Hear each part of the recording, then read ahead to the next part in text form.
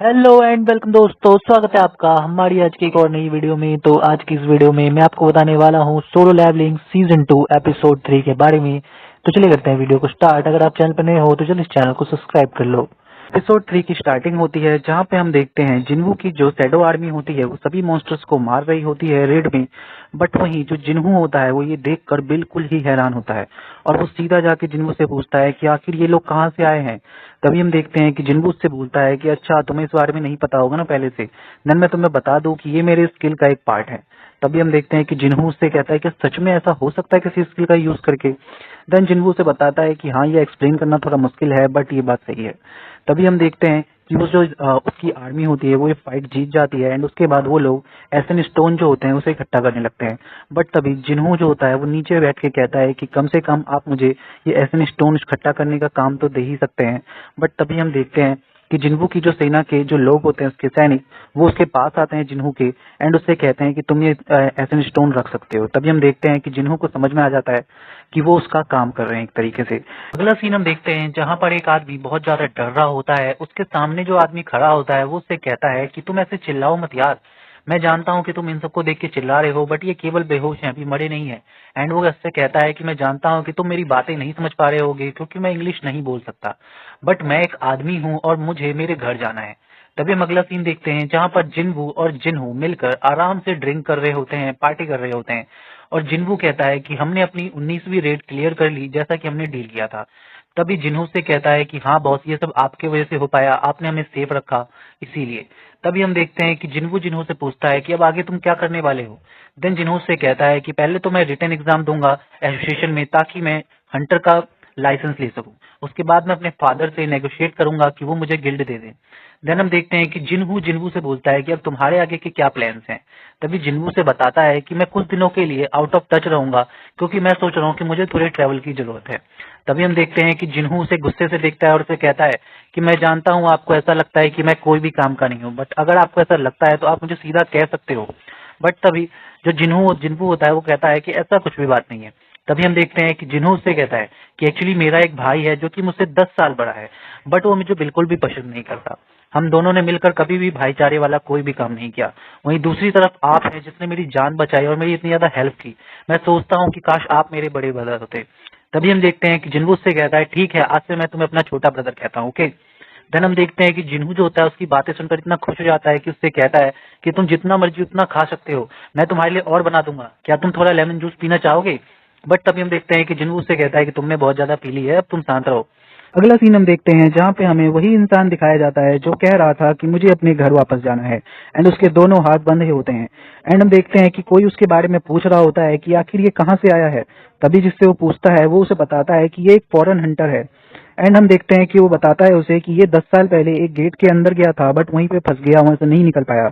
But अभी के समय पे यहाँ इसे वहां से निकलने का रास्ता मिला और ये निकल के सीधा अमेरिका पहुंचा है। तभी हम देखते हैं कि जो ग्रे वालों वाला इंसान होता है वो कहता है अरे वाह, ये तो काफी ज्यादा बढ़िया बात है।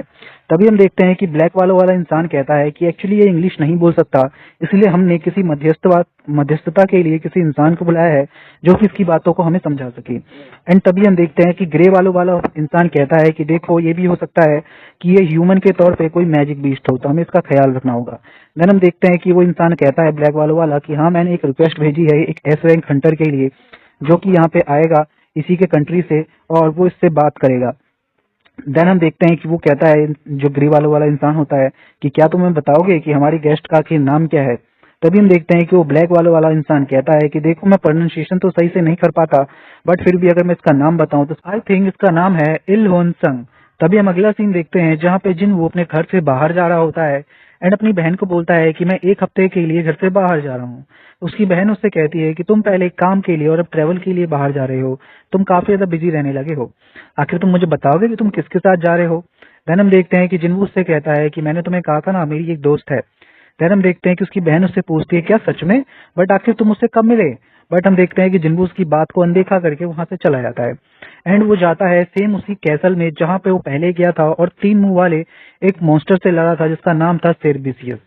एंड वहां पर जाकर वो कहता है कि उस समय जब मैं उससे लड़ने के लिए आया था तब मेरा लेवल 20 था, बट मैं आज उससे 3 गुना ज्यादा लेवल का हूँ, तो शायद ये मेरे लिए आसान हो जाए। और वो जैसे ही वहां पे उस दरवाजे को खोलता है चाबी से, अंदर जाते ही उसे पता चलता है कि ये काफी ज्यादा लंबा रास्ता है, मुझे थोड़ा चलना होगा। वो जैसे ही थोड़ा आगे बढ़ता है, जिन्वू को एक क्वेस्ट मिलता है जिसके अकॉर्डिंग उसको यहाँ पर जो डीमंस है उनके सोल्स को इकट्ठा करना है। तभी हम देखते हैं कि जिन्वू देखता है कि उसमें लिखा होता है कि इस स्टेज को क्लियर करने के लिए उसे लगभग 10,000 डीमन सोल्स चाहिए होंगे। एंड वो कहता है कि मतलब यहाँ पे काफी सारे मॉन्स्टर्स हैं। एंड वो जैसे ही अंदर जाता है वो कहता है कि मुझे अपने ऑब्जेक्टिव को नहीं भूलना है कि मैं यहाँ पे अपनी माँ की दवाई खोजने के लिए आया हूँ। एंड वो कहता है कि यहाँ पे कितने भी 1000 मॉन्स्टर क्यों ना हो, मुझे अपने केवल गोल पे ध्यान रखना है। एंड वो सारे मॉन्स्टर को मारता हुआ आगे बढ़ता है। देन हम अगला सीन देखते हैं जहाँ पर जो जिन्हू होता है वो अपने डैड से बात कर रहा होता है गिल्ड को लेने के लिए। एंड उसके डैड उसे कहते हैं कि तुम जानते हो कि जिन संग भी इसके लिए पहले से ही काम कर रहा है, फिर भी तुम चाहते हो कि मैं ये तुम्हें दे दूं। क्या ये सही रहेगा? तभी हम देखते हैं कि जिन्हू कहता है कि मैंने इसके लिए काफी सारा रिस्क उठाया है। तभी जिन्हू का फादर उसे कहता है कि ये जो तुम्हारा हंटर है संग जिन्हू, ये वही है ना जो डबल डंजन में गया था और उसके बाद उस जगह पे भी जहाँ पे डोंगसू के सारे आदमी मारे गए। एंड उसके बाद उस सर्विलेंस टीम के भी साथ था जिसके आदमी ने सभी कैदियों को मार डाला और फिर भी ये वहां से जिंदा वापस आ गया। और तो और इसने तुम्हारे सभी रेड्स में भी तुम्हारी हाथ बटाई, क्यों मैंने सही कहा? और साथ ही में अभी एक जो रेड गेट मिला था व्हाइट टाइगर गिल्ड का, उसके अंदर भी ये गया था और इसने सभी लोगों को वापस जिंदा बचा के लाया। क्यों मैं सही कह रहा हूँ ना? और तुम इसी के बलबूते पे ये गिल्ड मास्टर का लाइसेंस लेना चाहते हो? क्या तुम सच में चाहते हो कि मैं अब भी तुम्हें ये गिल्ड दे दूं? अपनी फादर की बात सुनकर जिन्हू उनसे कहता है कि बस मैं चाहता हूँ कि मैं इस यूजिन गिल्ड को चलाऊं, इसीलिए मैंने ये सब किया। तभी हम देखते हैं कि उसके फादर कहते हैं ठीक है मैं ये ट्राई कर सकता हूँ, बट इसके लिए तुम्हें एक काम करना होगा। मैंने सुना है कि जो टाइगर गिल्ड के लोग हैं वो इस हंटर को अपने साथ मिलाना चाहते हैं, बट मैं चाहता हूँ कि तुम उसे अपने साथ मिलाओ। क्या तुम ये कर पाओगे? देन हम देखते हैं कि जिन्हू से कहता है कि बिल्कुल मैं ये कर लूंगा। देन हम अगला सीन देखते हैं जहां पर जिन्वू उस डंजन के अंदर होता है, बट उसका जो शैडो निकालने का तरकीब होता है या स्किल होती है वो नहीं चल रही होती है।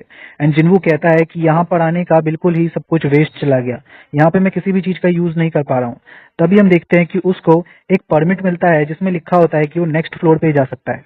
एंड वो कहता है कि मुझे लगता है कि अगले फ्लोर पर मैं आसानी से अपने स्किल का यूज करके जो शैडो आर्मी है उसे निकाल सकता हूँ। देन हम देखते हैं कि वो कहता है कि ये डंजन काफी ज्यादा बड़ा है, एक बिल्डिंग के अंदर पूरा इंटायर सिटी है, ऐसा लगता है कि मुझे यहाँ से अब आगे चलकर ही जाना होगा। बट वो तभी कहता है कि ये चल के जाने से अच्छा है कि मैं किसी को निकालूं अपने लिए। एंड वो जो बियर होते हैं आइस बियर, उसके लीडर को निकालता है एंड उसके ऊपर बैठकर उससे कहता है चलो अब चलते हैं। एंड रास्ते में हम देखते हैं वो जो आइस बियर होता है वो सभी मॉन्स्टर्स को मारता हुआ आगे बढ़ता है। जिन्बू कहता है अरे वाह तुम तो काफी अच्छी तरीके से दौड़ रहे हो, आज से मैं तुम्हें टैंक बुलाऊंगा। देन हम देखते हैं कि जिन्वू के दिमाग में काफी सारे सवाल होते हैं, जो अपने दिमाग में सोच रहा होता है कि जब मुझे ये डंजन की चाबी मिली थी तो मैं काफी ज्यादा डरा हुआ था क्योंकि ये एक एस रैंक डंजन है, बट यहाँ के मॉन्स्टर काफी ज्यादा छोटे लेवल के हैं, शायद बी या उससे भी कम। एंड मुझे यहाँ पे सिर्फ मॉन्स्टर्स को मार के आगे बढ़ना है, जो कि काफी ज्यादा अजीब है और काफी ज्यादा रिस्की भी। एंड वो कहता है कि ये अगर जो डीमन कैसल है ये अगर ओरिजिनल टावर की तरह है तो शायद इसमें 100 से ज्यादा फ्लोर्स होंगे एंड मुझे हर फ्लोर पे काफी सारे लोगों को मारना होगा, तो अगर मैं टॉप पे पहुंचूंगा उस समय मेरी ताकत कैसी होगी। एंड वो कहता है कि मेरी सप्लाईज आखिर और कितने दिन तक चलेंगे, और वहीं पे मैंने जिहान से अपनी बहन से प्रॉमिस किया है 1 हफ्ते में आने का, तो क्या मैं उसे निभा पाऊंगा? ये बिल्कुल एक बैटल है टाइम के अगेंस्ट। अगला सीन हम देखते हैं जहां पर जो जिन्वू होता है वो डीमंस को मारता हुआ लगभग 10,000 से ज्यादा उनके सोल्स इकट्ठा कर लेता है। एंड आखिरकार वो पहले बॉस के पास पहुंच जाता है जो कि बहुत ही बड़ा दिखने में होता है। एंड जिन्वू अपनी सारी सेना को बाहर निकालता है एंड वो देखता है कि ये जो बॉस होता है ये शायद उससे ज्यादा ताकतवर है, क्योंकि इसके ऊपर जो टाइटल आ रहा है वो बिल्कुल रेड में है। तब हम देखते हैं कि उसको इससे ऊपर के फ्लोर पे जाने के लिए उसे इस बॉस को हराना होगा। देन हमें अगला सीन दिखाया जाता है जहां पर जो हंटर शैशुशिन का आदमी होता है वो मिस्टर संग को ढूंढने के लिए उसके घर पे जाता है, बट उसे घर पे कोई नहीं मिलता। एंड वो कहता है कि उसकी बहन को केवल इतना ही पता है कि वो एक ट्रिप पे गए हैं, बट उसके बारे में कोई भी इन्फॉर्मेशन हमें नहीं पता। ना ही तो फिलहाल उसने किसी रेड में पार्टिसिपेट किया है और ना ही उनका कंट्री छोड़ने का कोई अब सुराग है। और जो हमारे पे लास्ट उसके बारे में इंफॉर्मेशन है मिस्टर संग के बारे में, वो ये है कि वो सिटी के बीच में गए थे एंड देन पता नहीं। देन हम देखते हैं कि उसकी जो असिस्टेंट होती है वो पूछती है कि क्या सच में आप ये कर सकते हैं? देन हम देखते हैं कि वो बोलता है कि हाँ ये मेरे जॉब का एक हिस्सा है। देन हम अगला सीन देखते हैं जहाँ पे वो सोचता है कि आखिर ये हंटर संग कहाँ होगा। देन हम देखते हैं जो हंटर संग होता है वो होता है मिडल ऑफ द लड़ाई। देन जिनबू अपनी आर्मी से कहता है कि उस बड़े बॉस से मैं लड़ लूंगा, मैं तुमसे बस इतना चाहता हूँ कि तुम बाकियों को खत्म करके थोड़ा रेस्ट करो। एंड अब देखते हैं लड़ाई स्टार्ट हो जाती है। जो जिनबू होता है वो सोचता है कि मैं और भी ज्यादा सोल्जर्स को समन कर सकता हूँ क्योंकि मेरी मैजिकल पावर अब काफी ज्यादा अच्छी है, बट ये काफी ज्यादा इजी हो जाएगा मेरे लिए। बस अगर ये हो कि जो ये बॉस है ये खड़ा ना हो तो मेरे लिए काफी ज्यादा आसान होगा। बट तभी हम देखते हैं जो बॉस होता है वो काफी ज्यादा खतरनाक होता है एंड पहला मूव चलता है और पहले ही झटके से सारी आसपास उथल पुथल मच जाती है। बट जिनबू ऊपर की तरफ उछलता है एंड अपने सारे ताकत को अपने मुक्के में लेके आता है और कहता है कि तुम आखिर क्या करने की कोशिश कर रहे हो बॉस। एंड वो सीधा उसके मुंह पे एक मुक्का मारता है और वो दूर जाके गिरता है। जिन्हों कहता है अरे ये क्या क्या मैंने अपनी सारी ताकत अपने पंच में डाल दी। बट ये बिल्कुल पहले वाले मॉन्स्टर की तरह है, उस 3 मुंह वाले जिसको कुछ भी नहीं हुआ था मेरे पंच से। एंड हम देखते हैं जो वो मॉन्स्टर होता है काफी तेज चिल्लाता है, एकदम तेजी से भागता हुआ जिन्वू की तरफ आता है। बट जिन्वू आयरन से उसकी सील्ड मांगता है, उसका सील्ड इस्तेमाल करता है उसके उस हमले से बचने के लिए। बट जो बॉस होता है वो बहुत तेजी से अटैक करता है। जिन्वू कहता है कि आखिर ये इतनी तेजी से अटैक कैसे कर सकता है जो बिल्कुल भी स्लो नहीं हो रहा। एंड वो कहता है कि आखिर कोई इतना बड़ा इंसान इतना तेज कैसे हो सकता है। बट वो कहता है कोई बात नहीं, शायद अभी या थोड़ी देर बाद मुझे अपनी जगह मिलेगी जब मैं इस पर अटैक कर सकता हूँ। एंड हम देखते हैं कि उसे वो जगह मिल जाती है एंड जिनवू अपनी उस शील्ड से सीधा उसके ऊपर हमला करता है। एंड वो समझ जाता है कि ये मेरे मूव्स को समझ पा रहा है, मुझे इसके बचने के लिए कुछ ना कुछ तो करना होगा क्योंकि इसके पूरे बॉडी में जो एक चीज है जिसका ये इस्तेमाल नहीं कर रहा है वो है इसकी आंखें। बट हम देखते हैं जो जिन्वू होता है वहां से भागने की कोशिश करता है, बट जो मॉन्स्टर होता है वो उसके पीछे पड़ा होता है। जिन्वू सोचता है कि मुझे इसे ऐसी जगह पे ले जाना होगा जहां से मैं इसके ऊपर कूद कर इसको मार सकूं। एंड हम देखते हैं जिन्वू को एक टेढ़ी बिल्डिंग दिखती है, वो उसे उसके ऊपर ले जाता है। एंड वहां पे सबसे ऊपर जाके जिन्वू उसके ऊपर फोकस करके छलांग मारता है एंड सीधा उसकी गर्दन काट देता है। एंड हम देखते हैं उसके गर्दन से बड़ी तेज खून निकलना स्टार्ट हो जाता है एंड एटलीस्ट वो जो मॉन्स्टर होता है वो आखिरकार मर जाता है। देन हमें अगला सीन दिखाया जाता है जहाँ पे उसको उस मॉन्स्टर को मरने की वजह से एक क्यूब मिलता है, या कह सकते हैं उस मैजिक पोशन का एक हिस्सा मिलता है जिससे वो अपनी माँ को ठीक कर सकता है। देन हमें अगला सीन दिखाया जाता है जहाँ पे जिन्बू का फादर बैठा होता है एक जगह पे जिससे मिलने के लिए डोंगसू आता है। एंड वो उसे बताता है कि बाकी लोग कह रहे हैं कि तुम एक मॉन्स्टर बीस्ट हो जो कि बात कर सकता है। देन हम देखते हैं कि उसका फादर उससे कहता है कि नहीं, ये बिल्कुल भी सही नहीं है, मैं कोई बीस्ट नहीं हूँ, अगर तुम चाहो तो मैं इसके लिए डीएनए टेस्ट भी दे सकता हूँ। अभी डोंगसू से कहता है कि तुम शांत रहो, मुझे तुम्हारी आवाज भी नहीं सुननी है, बस तुम मेरे क्वेश्चंस का आंसर दो क्योंकि तुम्हारी वजह से मुझे अपने मजे करने में लेट हो रहा है। तभी हम देखते हैं कि जिन्वू का फादर उससे बोलता है कि क्या मैं तुमसे एक बात पूछूं, क्या तुम मुझे बताओगे कितने लोगों को इन गेट्स और इन मैजिकल मॉन्स्टर्स के बारे में पता चल गया है। तभी डोंगसू कहता है कि आखिर तुम कहना क्या चाहते हो। तभी जिन्वू का फादर उसे बताता है कि ये डंजन, ये गेट्स और ये बीस्ट ये केवल छोटी मोटी चीजें हैं क्योंकि बड़ी चीज अब बस जागने वाली है। और तभी डोंगसू कहता है इसका मतलब क्या है। तभी हम देखते हैं कि जो जिन्वू का फादर होता है कहता है कि मेरा गोल है इस बड़ी सी मुसीबत को टालना। तभी डोंगसू कहता है कि हमने बहुत सारी बातें कर ली है और वैसे भी तुम्हें पता भी है कितने सारे हंटर्स हैं इस वर्ल्ड में। तभी हम देखते हैं जिन्वू का फादर कहता है कि कोई फर्क नहीं पड़ता उन हंटर्स के नंबर से क्योंकि ये हमारी बिल्कुल भी मदद नहीं करेंगे क्योंकि वो उन्हीं का यूज हमारी तरफ कर सकते हैं। तभी हम देखते हैं कि डोंगसू से कहता है अरे वाह, ये तो काफी ज्यादा अजीब है क्योंकि एक तुम जैसा मैजिकल बीस्ट जिसके पास अपना नाम भी है और साथ में एक वाइफ और 2 बच्चे भी। देन हम देखते हैं कि जो डोंगसू होता है उससे बोलता है कि क्या तुम्हें अपने बेटे का नाम पता है। देन हम देखते हैं कि जो जिन्वू का फादर होता है वो उससे कहता है कि हाँ, मेरे बेटे का नाम जिन्वू है। तभी हम देखते हैं कि उसके अंदर से एक अजीब सा ऑरा निकलने लगता है डोंगसू के अंदर से। एंड जो जिन्वू का फादर होता है वो बोलता है कि आखिर इस ऑरे का क्या मतलब है। तभी हम देखते हैं जो डोंगसू होता है वो कहता है कि मैं तुम्हारे क्वेश्चन का आंसर नहीं दूंगा, बट मैं तुमको इतना बता सकता हूँ कि तुम्हारा जो बेटा है वो मर चुका है और अगर तुम्हें उससे कुछ कहना है तो तुम्हें भी इस दुनिया में जाना होगा। एंड हम तभी देखते हैं अगला सीन जहाँ पे जिन्वू अपनी पूरी टीम के साथ चला जाता है 75 फ्लोर पे, जहाँ पे जाने के बाद जिन्वू इतना ज्यादा स्ट्रांग हो जाता है कि वो सीधा जो वहाँ का बॉस होता है उसके सीधा सिंहासन पे जाके खड़ा हो जाता है और कहता है कि ये बिल्कुल एक तरफा बैठल है। क्यों, मैंने सही कहा ना। तुम काफी ज्यादा सरप्राइज हो मेरे स्ट्रेंथ को देख के क्योंकि तुमने कभी इसके बारे में सोचा ही नहीं होगा। क्या तुम जैसे मॉन्स्टर भी कभी डर फील करता है। एंड हम देखते हैं जिन्वू एकदम तेजी से उसकी तरफ आता है एंड उसकी गर्दन को काट डालता है। एंड उसकी गर्दन को काटने के बाद उस मॉन्स्टर को मार के जो जिन्वू होता है उसे अगला मैजिक पोशन भी मिल जाता है उसकी माँ को बचाने के लिए। देन हम अगला सीन देखते हैं जहाँ पर कुछ लोग आग बुझा रहे होते हैं एंड वहां पे एक आदमी आके बोलता है कि मैंने इसके बारे में पहले सुना था कि जब एस रैंक के हंटर्स लड़ते हैं एक दूसरे से तब कुछ इस तरह की तबाही मचती है आसपास, और जैसा कि आज हम देख भी रहे हैं। एंड वो कहता है कि मैं काफी ज्यादा लकी हूँ कि मैं इस घटना को अपनी आंखों से देख रहा हूँ क्योंकि एंड वो कहता है कि ये देखो जो डोंगसू है वो पूरी तरीके से हार चुका है एंड हम अगला सीन देखते हैं जहाँ पर जिनबू उस जगह पे बैठा होता है उस स्टेज पे और कहता है कि आज मेरा फूड पूरी तरीके से खत्म हो चुका है, क्या मैं और दूर जा पाऊंगा? तभी जिनबू कहता है कि मैं अभी 75वें फ्लोर पर ही हूँ और मुझे अभी और शायद 25 फ्लोर ऊपर जाना है। क्या मैं इतना ज्यादा लंबा रास्ता तय कर पाऊंगा जबकि मेरे पास सारा खाना खत्म हो चुका है? तभी हम देखते हैं कि उसके पास एक इयररिंग्स होता है जो कि उसे 50वें फ्लोर पे जो मॉन्स्टर मिला था उसको मार के मिलता है। एंड उसके वो एक नेकलेस मिलता है जो कि उसको अभी तुरंत के स्केलेटन को मार के मिला है।